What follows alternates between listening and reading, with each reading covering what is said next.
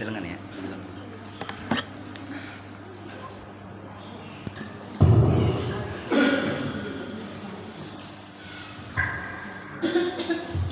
Terima kasih. Bismillahirrahmanirrahim. Assalamualaikum warahmatullahi wabarakatuh.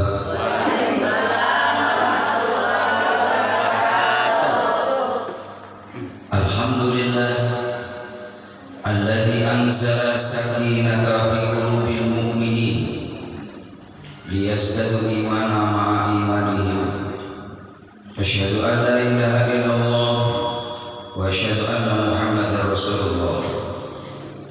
Allahumma shalli wa sallim ala sayyidina Muhammad wa ala alihi wa sahbihi ajma'in. Qala Allah ta'ala fi kitabihil karim. Bismillahirrahmanirrahim. Ya ayyuhalladzina amanu taqullaha wal tanzur nafsun ma qaddamat lighad. Wa taqullaha innallaha khabirun bima ta'malun. Wa qala an-nabi sallallahu alaihi wasallam, khairun nas man tala umruhu wa hasuna amaluhu wa syarrun nas man tala umruhu wa sa'a amaluhu. Sadaqallah wa sadaqa Rasulullah sallallahu alaihi wasallam. Ganggu. Maaf kabelnya kurang panjang.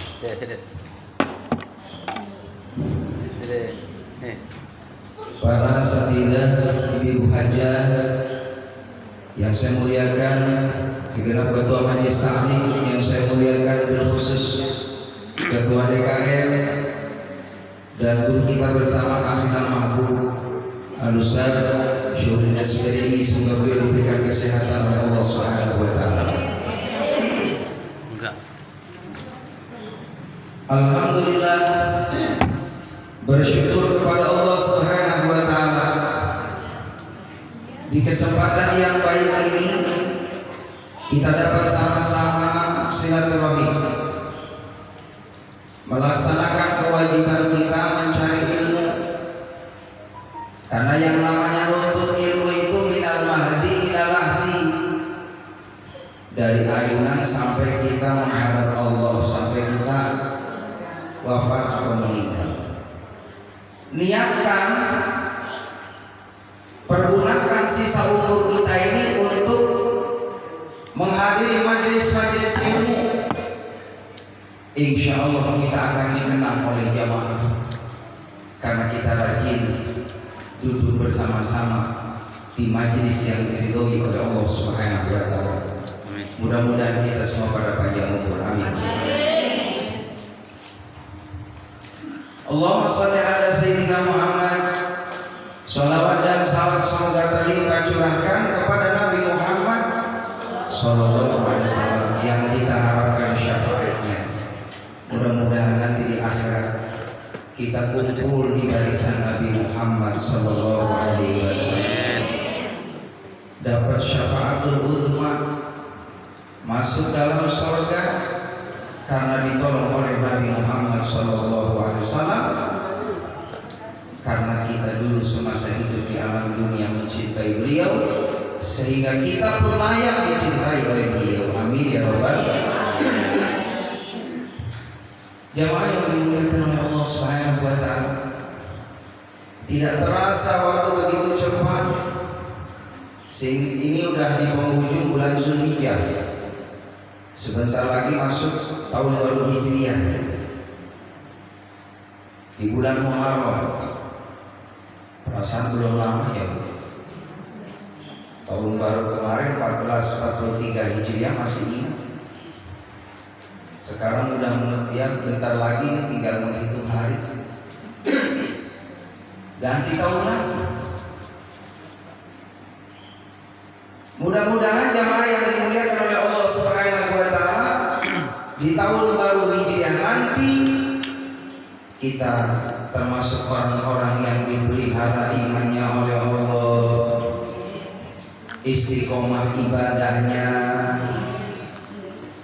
istiqomah sholat di awal waktunya, istiqomah baca Al-Qur'annya, istiqomah zikirnya, istiqomah doanya, istiqomah sedekahnya, istiqomah mengunjungi majelis ilmu, istiqomah membantu orang lain,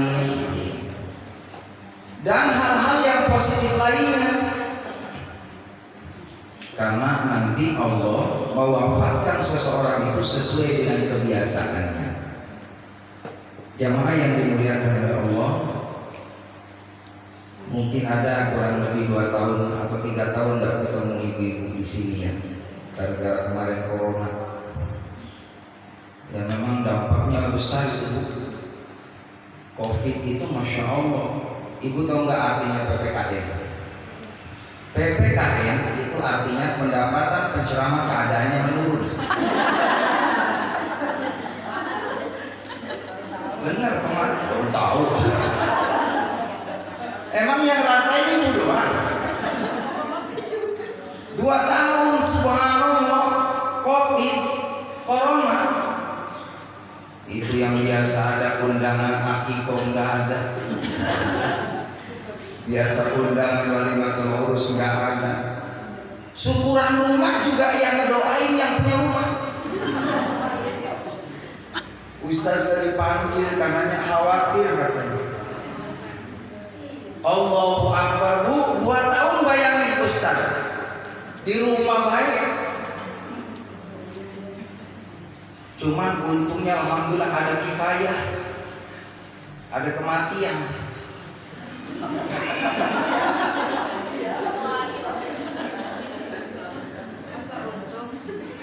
Lah emang itu kan kewajiban kita yang hidup, sama yang mati kan fardu kifayah ngurusin bu kita tuh. Udah malam-malam saya panggil bu, ngebayangin jam 12 malam. Ustaz, ono ada fardu kifayah mandiin jenazah. Ya Allah malam-malam apa besok mau dibawa ke kampung. Bu bayangin jam 12 malam. Udah mau lampunya 5 watt, lampu neon. Allahu Akbar, yang nemenin anaknya doang berdua. Itu untung mayit diem baik, saya mandiin. Saya mandiin, saya kafanin, saya sholatkan, dihantar ke Jawa Tengah. Meninggalnya di Bekasi. Memang ada yang tahu kita tinggal di mana? Nggak ada yang tahu ibu bapak. Dirahasiakan oleh Allah Subhanahu wa taala. Dalam kondisi apa kita menghadap Allah? Makanya Allah perintahkan dalam Al-Qur'an, alladzina yadhkuruna Allaha qiyaman wa qu'udan wa 'ala junubihim wa yatafakkaruna fi khalqis samawati wal ardh. Allah perintahkan untuk kita berzikir, ingat kepada Allah dalam keadaan berdiri, duduk, berbaring. Karena yang namanya kematian seseorang itu pada 3 posisi, pada 3 keadaan. Kalau lagi nggak berdiri, lagi duduk. Kalau nggak duduk, berbaring. Itu posisi kematian seseorang. Cakep banget ibu bapak kalau kita sholat lagi dalam ya wafat dalam keadaan sholat. Cakep banget lagi sujud berdiri. Ternyata dihantarkan rohaniat kita ini di akhir ujung kematian kita dalam keadaan kita sedang memuji Allah Subhanahu wa ta'ala. Diambil nyawanya dalam keadaan sujud. Ini tanda husnul khutimah. Amin. Meninggalnya habis baca Quran, Qurannya masih dipegang nanti. Habis nyium Quran, habis doa sama Allah, ya Allah, akhirkan kehidupanku dalam keadaan husnul khotimah. Allah kabul, Allah ijabai. Wafatnya habis baca Quran. Cakep enggak? Dalam keadaan berdiri, duduk, termasuk berbaring. Ada orang meninggal subhanallah lagi tidur bu. Itu meninggalnya cakep banget ya, kayak orang tidur. Masya Allah, senyum Bu. Karena tanda orang husnul khotimah itu senyum. Terus orang husnul khotimah ada tandanya, jidatnya itu keringetan Bu kalau meninggal. Sama hidungnya mengembang. Makanya latihan Bu, latihan.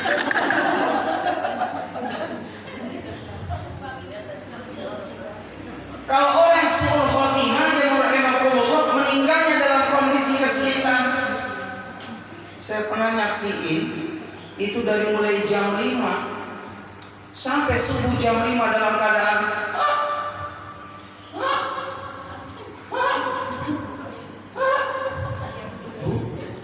itu semua keluarganya ngebimbing, nakil, Allah, Allah, Allah, Allah, dibantu tuh sama keluarganya.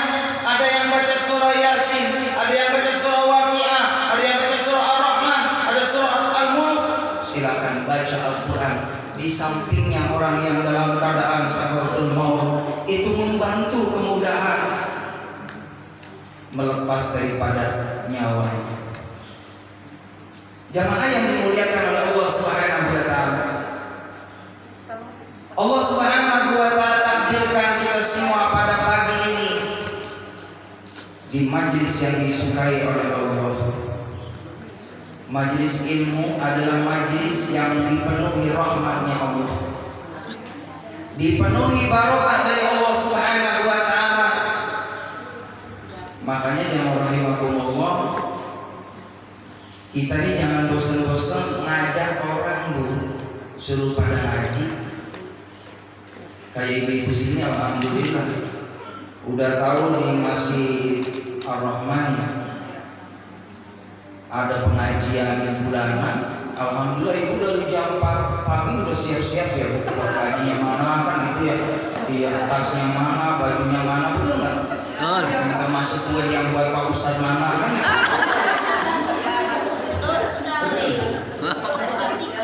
Lo jangan tegang. Dari kemarin masalahnya tiket.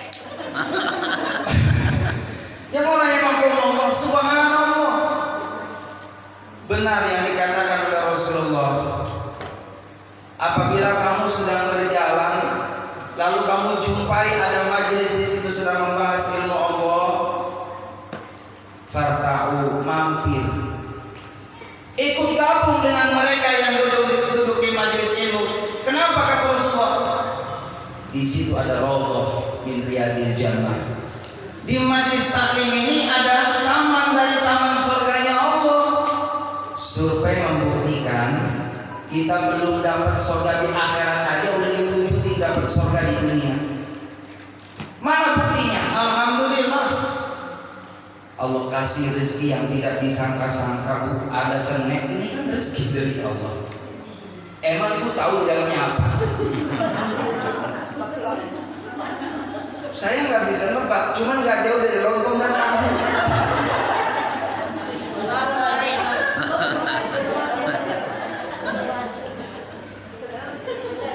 Benar nggak? Pak Ustadz belum lihat dulu, cuman feeling saya. Iya. Benar nggak Pak Ustadz? Terakhirnya roti betul nggak? Jamaah yang dimuliakan oleh Allah Subhanahu wa taala. Alhamdulillah jamaah Masjid Ar-Rahman, masya Allah, ini yang tadi ada 300. Ya termasuk snack itu, termasuk sendal, nastas, semuanya pada untuk ngaji, masya Allah. Jamaah yang dimuliakan oleh Allah Subhanahu wa taala. Ada peristiwa yang bersejarah sebelum saya sampaikan hikmah daripada Muharram. Peristiwa ada di bulan Zulhijjah. Di bulan Zulhijjah yang rahimakumullah, itu bagaimana cerita diterima taubatnya Nabi Adam alaihissalam, lalu dipertemukan Nabi Adam dengan Siti Hawa di Jabal Rahmah, itu di bulan Zulhijjah. Lalu juga di bulan Zulhijjah, bagaimana Allah Subhanahu wa taala melahirkan ya dari Siti Maryam, lahir tanpa seorang suami atas izin Allah Subhanahu wa taala di negeri Betlehem.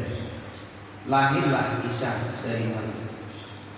Diselamatkan oleh Allah Subhanahu wa taala terjadi di bulan Zulhijjah.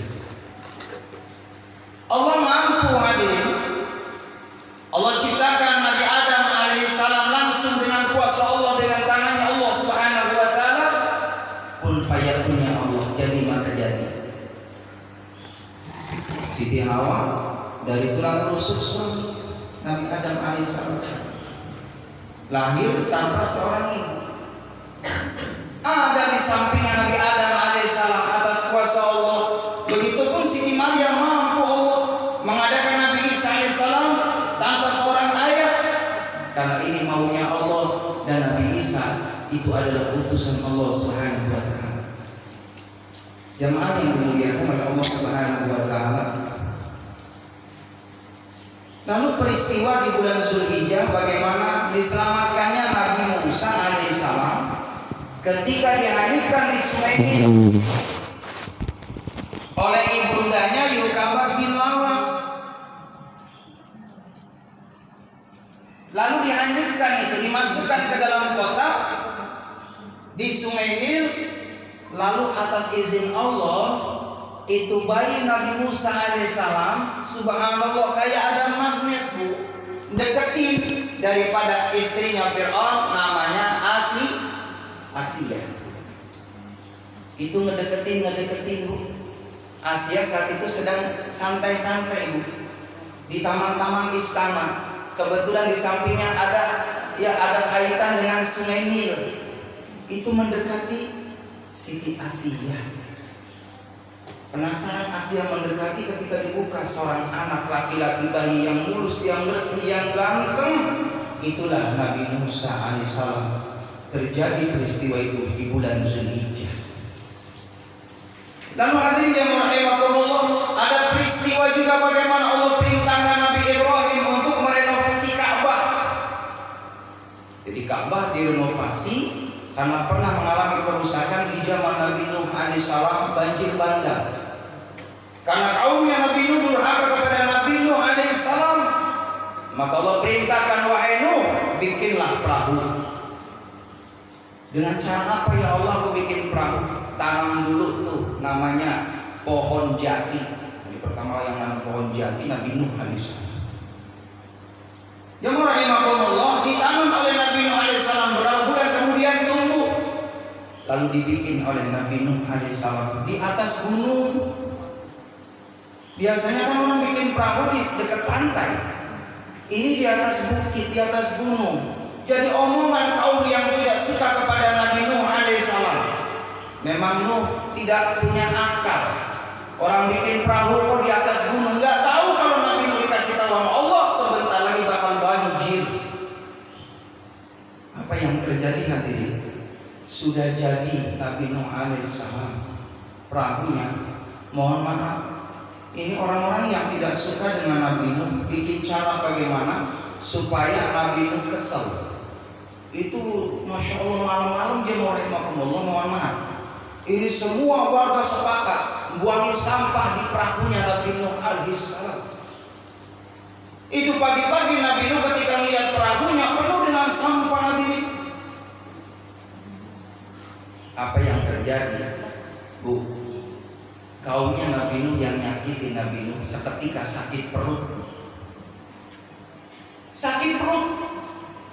Lalu dia rahimahullah berbondong-bondong datang ke Nabi Nuh alaihissalam, minta didoakan. Ternyata disembuhkan oleh Allah Subhanahu wa taala. Tapi sayang seribu sayang, mereka tetap ketika disembuhkan oleh Allah atas penyakitnya tetap durhaka kepada Nabi Nuh alaihissalam. Akhirnya Nabi Nuh kecewa, udah biarin deh, aku tinggalin aja. Termasuk anaknya, wahai anakku ini ikut ayah yuk, sebentar lagi banjir nak. Enggak ya, orang saya tinggi kok. Kata si Kan'an, itu benar Kan'an. Orang mana? Anaknya Nuh. Jangan rahimahumullah, itu Kan'an gak mau disuruh anak Nabi Nuh. benar-benar Bu, Masya Allah, seketika itu Allahu Akbar, air keluar dari rumah itu Bu. Dari rumahnya orang-orang kafir itu, orang-orang yang tidak iman sama Allah, keluar seketika, maka banjir dan rahimakumullah lari kemana-kemana, dikejar sama air. Dan ternyata hanya Nabi Nuh dan pengikutnya, hanya beberapa orang yang diselamatkan oleh Allah Subhanahu wa Ta'ala. Itu jemaah rahimakumullah, di antara peristiwa bagaimana Nabi Nuh alaihissalam diselamatkan oleh Allah karena dengan pertolongan Allah Subhanahu wa Ta'ala. Rusaklah itu Ka'bah saat itu, ada pengaruh hadirin, maka direnovasi oleh Nabi Ibrahim di bulan Zulhijjah. Selesai itu bangunan Ka'bah direnovasi oleh Nabi Ibrahim, Allah perintahkan, ya Ibrahim, naiklah ke atas gunung, panggil mereka seluruh dunia, umatku atau hambaku kata Allah, agar datang ke Mekah supaya melaksanakan ibadah haji. Maka Nabi Ibrahim naik ke atas gunung. Kata Nabi Ibrahim, wa'adhin fi nasi bil haji atuka rijal ala kulli dhahir ya'tina min kulli fajin amik. Maka Allah perintahkan, wahai seluruh penjuru dunia manusia, pada datanglah ke Mekah untuk melaksanakan ibadah haji. Lalu bagaimana ya Allah urusannya mereka datang ke sini? Itu urusanku kata Allah. Jadi orang yang datang ke Mekah, ke Madinah adalah orang-orang yang dipilih oleh Allah Subhanahu wa Ta'ala. Memang orang-orang yang benar-benar spesial. Makanya kita mudah-mudahan termasuk orang-orang yang dipilih oleh Allah Subhanahu wa Ta'ala bisa melaksanakan haji dan umrah ya Bu. Syaratnya yang pertama niat Bu, yang kuat niat. Cuma jangan hanya niat, mulai kita nabung, gak usah banyak-banyak. Setiap bulan 10 juta. Amin. Amin. Amin ya Rabbal. Nah, kan gak ada yang tahu Bu, gak ada yang tahu. Iya kan? Jadi orang ibadah haji itu gak harus banyak duit hadirin. Niat yang kuat, yang kedua bismillah. Ada cerita tukang koran setiap hari isi uang 5.000, 20 tahun kemudian bisa haji. Ibu juga tidak menutup kemungkinan. Kalau saya lihat semua wajahnya wajah hajah semua. Wajahnya wajah hajah. Ibu gampang kalau pengen dipanggil Bu Hajah, datang aja ke pasar Pondok Timur. Mampir Bu Haji, mampir Bu Haji. Amin. Amin ya Rabbal. Apalagi ke Tanah Abang. Semua orang panggil haji, haji mampir haji. Amin. Jamaah yang dimuliakan oleh Allah Subhanahu wa Ta'ala. Lalu juga peristiwa bagaimana Allah perintahkan Nabi Ibrahim untuk menyembelih Ismail karena Nabi Ibrahim pernah bernazar. Emang Nabi Ibrahim itu sangat cinta banget sama Allah dia. Nabi Ibrahim itu punya gelar namanya apa gelarnya? Khalilullah, kekasih Allah. Kalau Nabi Musa Kalimullah, ya kan? Bisa berbicara dengan Allah. Kalau Nabi Isa Ruhullah. Kalau Nabi Muhammad Sallallahu Habibullah Sallallahu Habibullah, kekasih Allah. Habibullah, benar. Rasulullah, kekasih Allah, kecintaan Allah. Nabi Muhammad itu luar biasa. Termasuk Nabi Ibrahim Khalilullah, orang yang dicintai oleh Allah. Maka kata Nabi, kita pun ada potensi supaya menjadi kekasih Allah. Ketika ditanya oleh kaumnya, wahai Nabi Ibrahim, apa yang menyebabkan engkau menjadi Khalilullah, kekasih Allah? Yang pertama, karena aku lebih mengutamakan cintanya kepada Allah ketimbang cintanya kepada makhluk. Ibu boleh cinta sama ayah bunda, tapi ayah bunda kita juga bakal ninggalin kita, meninggal. Boleh kita cinta suami kita, tapi suami kita juga bakal ninggalin kita. Cintailah ayah bunda kita karena Allah. Cintailah pasangan kita karena Allah. Cintailah anak-anak kita karena Allah. Makanya kan lagunya begitu ya, Bu. Cintai aku karena Allah, sayangi aku karena Allah. Terus kasihi aku karena Allah, miliki aku karena Allah. Amin ya Rabbal. Cintai aku semua sandarannya karena Allah, enteng Bu, nikmat kita. Ibu karena senang sama suaminya karena Allah, walaupun capek malam-malam ibu dibangunin sama suami, gak ada tawar-menawar.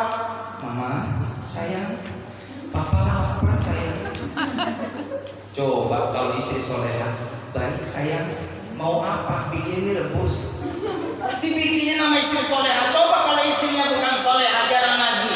Mama lapar, ngambil no, supernya ada, panci ada, air ada, masak sendiri. Istri yang model begini dia mau rahimahullah, yang gak kenal ilmu, nggak ngarepin surganya Allah. Kalau istri yang soleha, secapek apapun Bu, kalau suami udah nyuruh, maka didengar dan ditaati. Istri soleha yang mau rahimahullah, di antaranya Bu, istri soleha di antaranya Bu, istri soleha di antaranya satu, dengerin, pagi-pagi tuh mestinya udah siap pada sarapan. Di suamiku udah pada sarapan. Bener ya? Kalau ada pengajian berarti ibu malam-malam masaknya habis subuh. Biar nanti ketika mau berangkat suami udah siap. Di meja makannya udah ada nasinya, udah ada sayurnya, udah ada lauknya. Ketika istri mau berangkat, Papa, Mama mau berangkat dulu nyari ilmu. Silakan sayang, hati-hati di jalan. Salam buat Pak Ustadz. Assalamualaikum warahmatullahi wabarakatuh. Nih nitip buat sodako kalau lewat ya 200.000. Alhamdulillah. Bagus. Udah disiapin dulu. Ibu mau ngaji buat ibadah, tapi juga di rumah jangan ketinggalan, itu juga ibadah. Ibu tahu nggak, ketika ngosek beras, satu butir beras itu Allah ya dimohonkan ampun ibu sama beras tadi. Makanya beruntung bagi suami yang doyan makan, karena ibu sering masak, sering ngosek, benar? Dan jangan diomelin, itu mah kadang serba salah. Suami nggak mau makan diomelin, makan takut sakit. Giliran makan banyak, jangan banyak-banyak buat anaknya. Serba salah.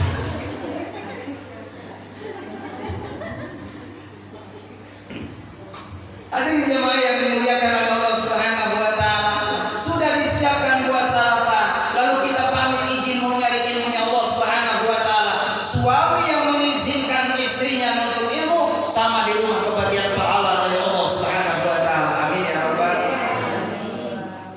Terus ibu di sini doa yang makbul, di antaranya doa yang orang-orang yang duduk di majelis ilmu. Ibu doa, ya Allah, berikan berkah umum, berkah rezeki. Saya lagi renovasi rumah, ya Allah. Semen saya tinggal satu. Mudah-mudahan suami saya rezekinya ya Allah. Gak usah kencang-kencang. Kalau kencang-kencang sebelahnya tahu, enggak satu. Di hati minta sama Allah, apa yang ibu minta dikabul sama Allah. Di saat di majelis taklim itu doa yang diantaranya akan cepat diangkat oleh Allah. Minta sama Allah, anaknya mau sekolah lanjutin dari SMP ke SMA, yang lulus SMA mau ke perguruan tinggi, doa di majelis taklim. Pengen haji umroh, saudara saya lagi haji tahun ini yang di Cakung. Ada orang Cakung? Nggak ada. Orang Bekasi? Ya, apa yang kampung Grand? Ada yang haji Pak Ustaz? Nggak ada. Mudah-mudahan tahun depan kita rombongan. Amin. Kita rombongan saya mandu Pak Ustaz. Haji plus men. Nggak ada yang tahu di Rahimahumullah. Alhamdulillah saya punya gabungan travel Pak Ustaz ya, travel cendana. Jadi kalau ibu mau umroh tinggal kontak saya insya Allah.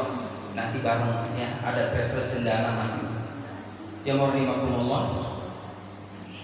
Allahu Akbar, minta sama Allah, ya Allah saat ini aku melihat di tayangan TV, di YouTube bagaimana indahnya orang sedang tawaf di sana ya Allah, sedang sa'i di sana, sedang wukuf di sana. Suatu saat saya nanti ada ya Allah di antara mereka. Nikmat yang lihat Ka'bah yang rahimakumullah. Bu, baru lihat aja udah air mata berlinang.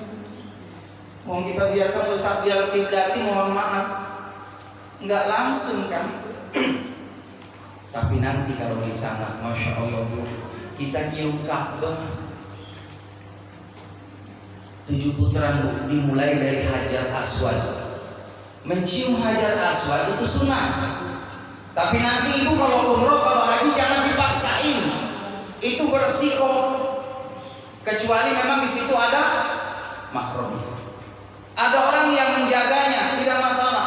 Tapi kalau kita nekat, mohon maaf, itu bersiko. Alhamdulillah Pak Ustaz di sini nama Allah, saya berangkat 8 orang dari Maktab. Giliran berangkat bareng Bu, karena ribuan itu di situ, masya Allah.